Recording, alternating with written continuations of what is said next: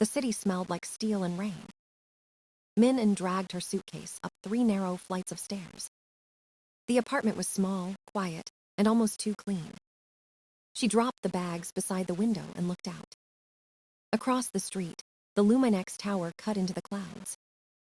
A glass monolith that shimmered even under gray skies. It looked untouchable, but she knew nothing truly was. Her new job began in 2 days. Internal controls analyst, Luminex Systems. It sounded safe, professional, and far away from the past. She unpacked slowly, folding each shirt with mechanical care. The silence pressed in around her like a soft wall. She didn't hate it. It was the kind of silence that didn't break things. When the night deepened, she found the small black notebook. Its cover was worn, the edges bent from years of use. She opened it carefully, the pages filled with neat handwriting. Dates, amounts, brief notes written in steady lines. It wasn't a diary. It was evidence. Every slight, every stolen dollar, every bruise she disguised. She began that habit at 16, when she first lost $50. Her stepfather had taken it and called her a thief. Her mother said nothing. After that, she learned to record instead of argue. Numbers didn't lie. People did. She traced a finger over the last line written months ago. Leave Haven Creek, start over. Now it was real. A new page waited blank and expectant. She wrote the date and a single sentence beneath it. Arrived, still breathing. Her handwriting trembled, then steadied.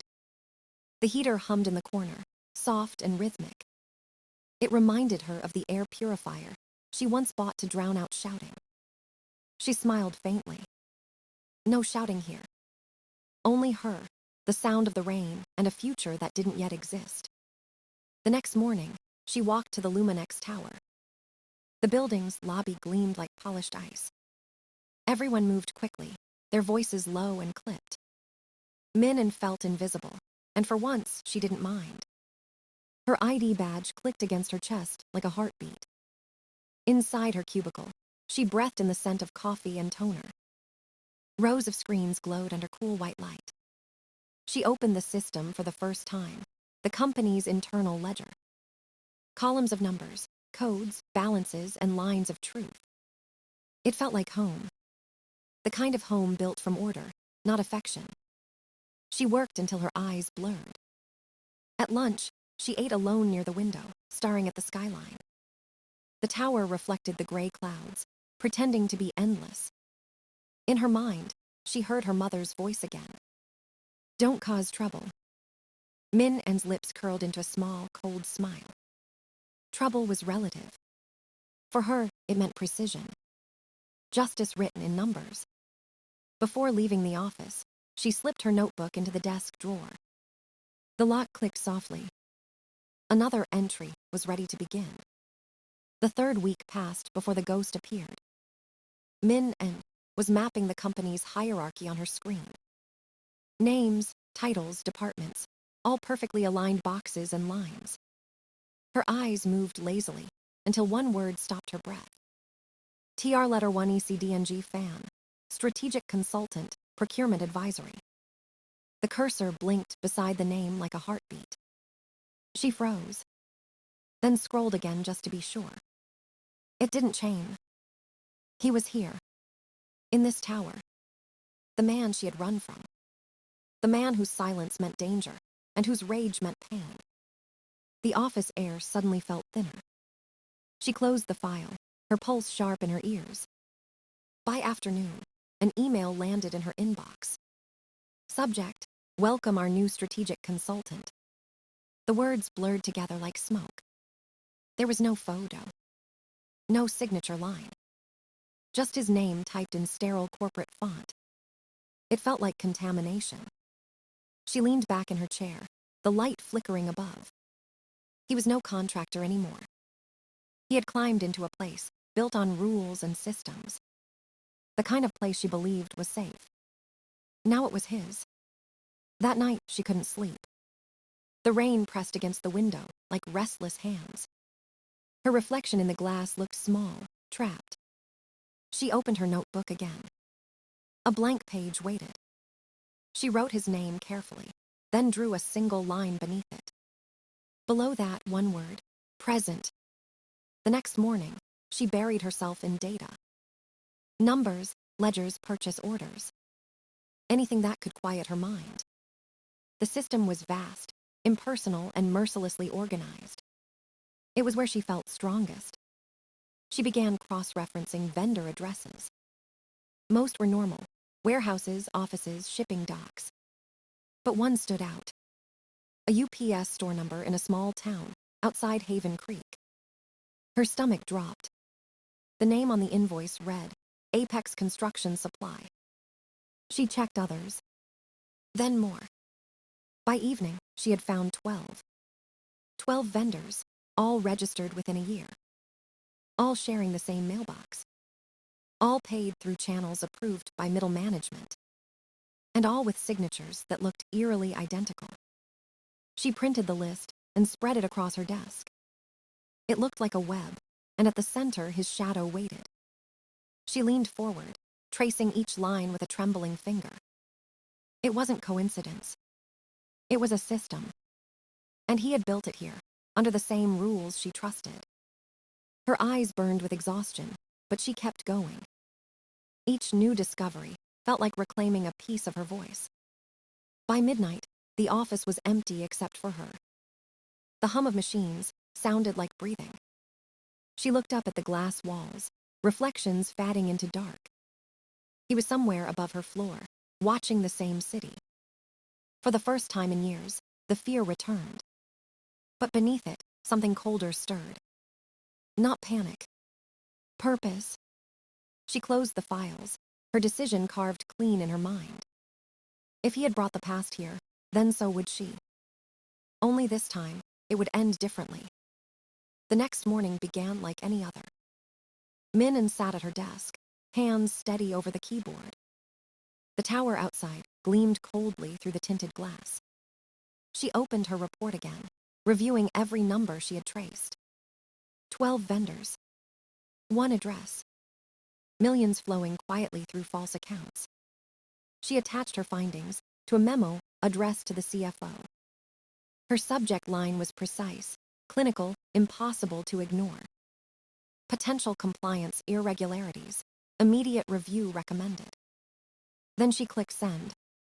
The email left her screen like a shot through glass. For hours, she waited. No response. At 4:32 p.m., a single message appeared in her inbox. Thank you for the diligence. Let's table this for next month. Table this. The words tasted like rust. They wanted it buried. She read the line again and again until her pulse slowed. If the system refused to correct itself, she would rewrite the system. That night, she stayed in the office long after the lights dimmed. Her screen glowed pale blue, lines of code building like armor. She began constructing a new layer within the audit framework. It looked like a maintenance patch, small and unimportant. But every keystroke was a weapon disguised as compliance. She called the first one integrity check. It cross-verified vendor addresses against a global database. Any mailbox, PO box, or forwarding service triggered a red flag. No one could delete that flag once it appeared. Then came EIN verification. It checked the tax ID of each supplier in real time. A mismatch would freeze payments instantly. No human override allowed. Her fingers moved faster, guided by something deeper than anger. It was clarity.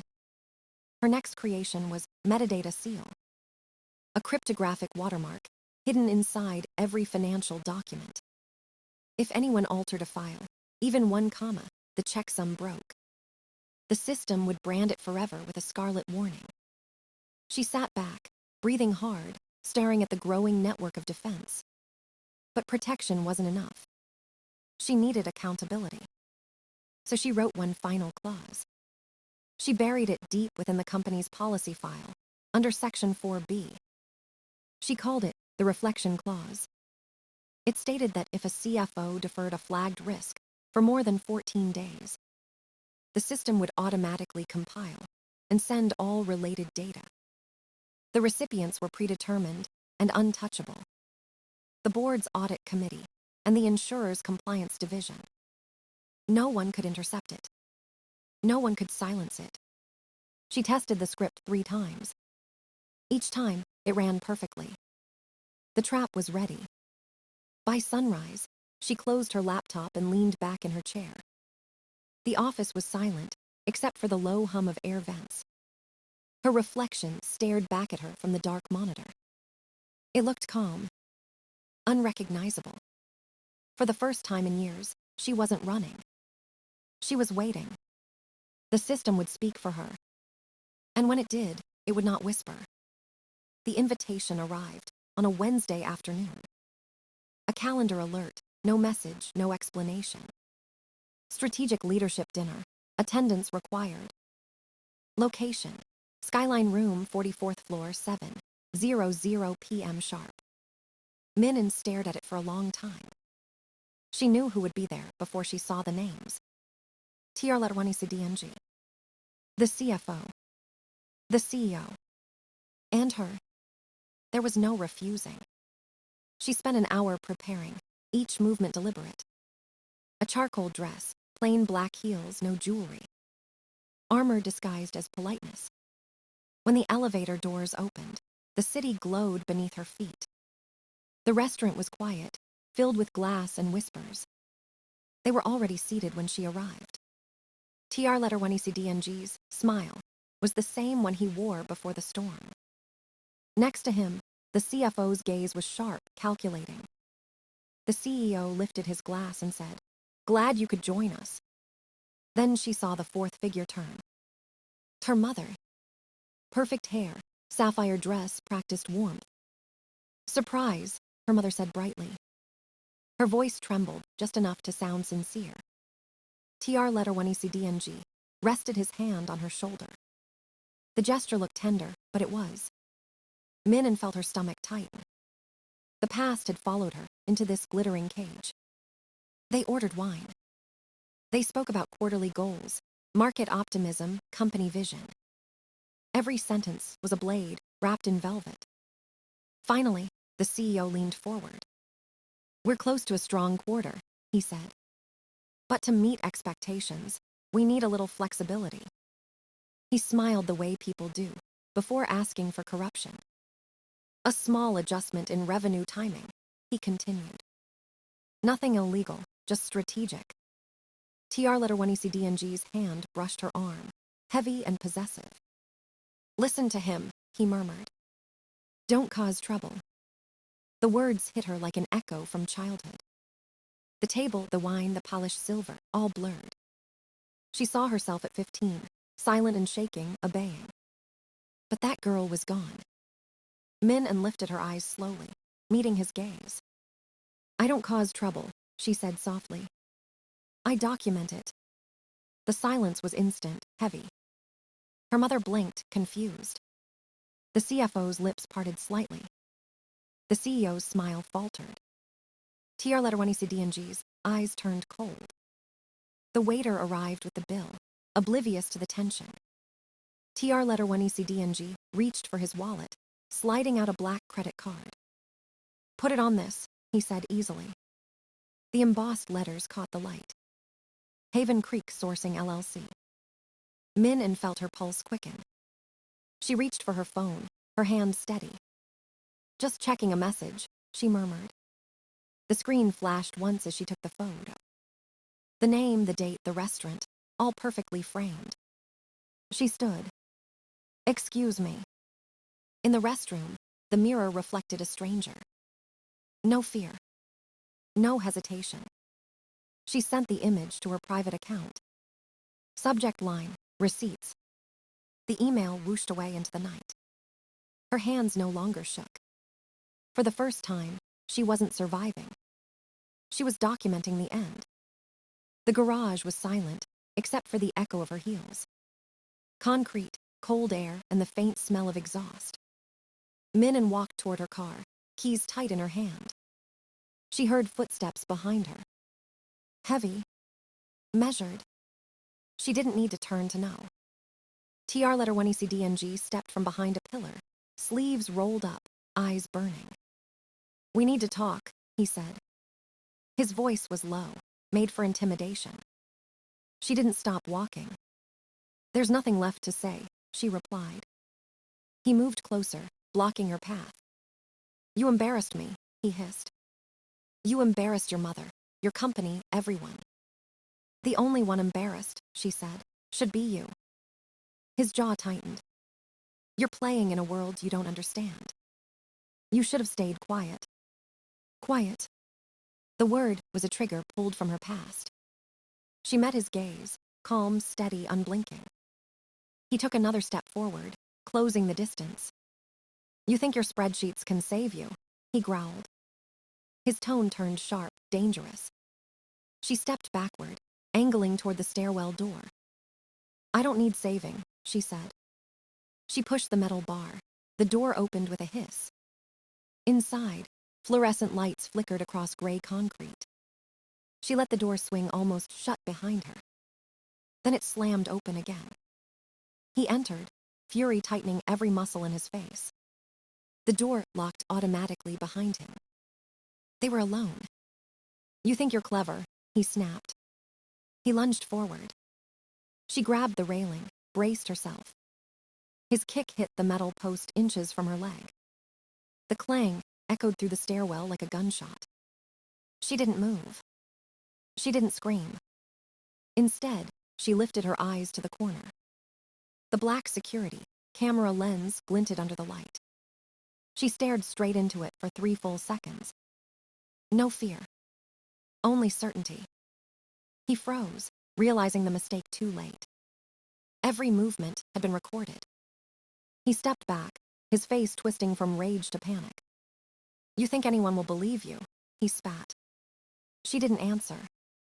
He shoved the door open and stormed out. Silence filled the space again, sharp and electric. She stayed still until her heartbeat slowed. Then she walked calmly to her car. Her reflection in the rearview mirror looked older, harder. Back at her desk, an email waited. Subject, formal notice of suspension. The body was brief, emotionless, corporate. Effective immediately. Investigation pending for insubordination. She smiled. They were fast. Too fast. He had already gone to them.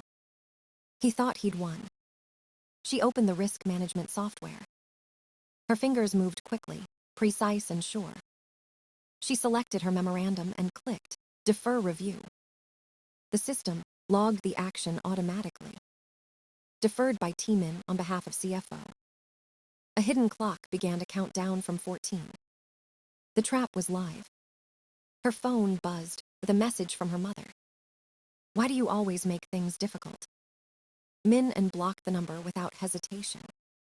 She closed her laptop, breathing slow and steady.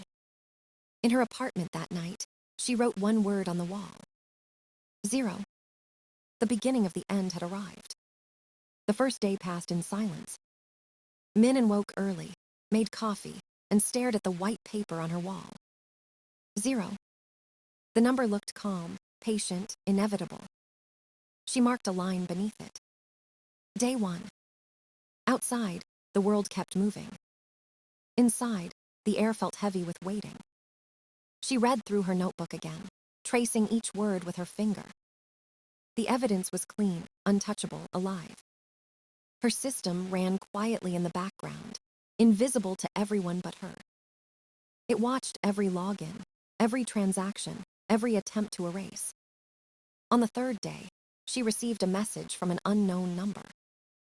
"Stop this before you regret it." She didn't reply. The system was already speaking louder than she ever could. By the 7th day, patterns began to appear. Someone inside procurement was deleting archived invoices. Someone else was changing vendor IDs by 1 digit at a time. Each move triggered her internal flags like a whisper in the dark. Every attempt left a timestamp, an IP address, a trail. Her code did what humans couldn't. It remembered everything. She didn't sleep much that week. When she closed her eyes, she saw numbers rearranging themselves into faces. Each error log looked like a confession.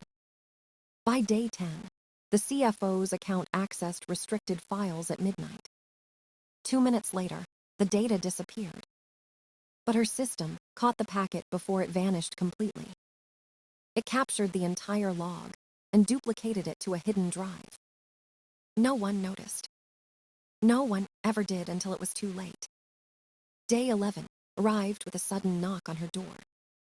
A courier dropped off a letter with no return address. Inside, a single sheet of paper. "Let it go, we can fix this." Her hand didn't shake when she burned it in the sink. By day 13, she stopped counting hours. She sat in the dark, laptop glowing faintly against her face. She could feel the tension in the system, a storm beneath the surface. It was close. The final day came quiet, ordinary, almost kind. Morning light touched her wall. She picked up a marker and wrote the last number. Day 14. At 11:57 p.m., her monitor flickered once. Then lines of code began to scroll automatically. The script she built months ago had awakened.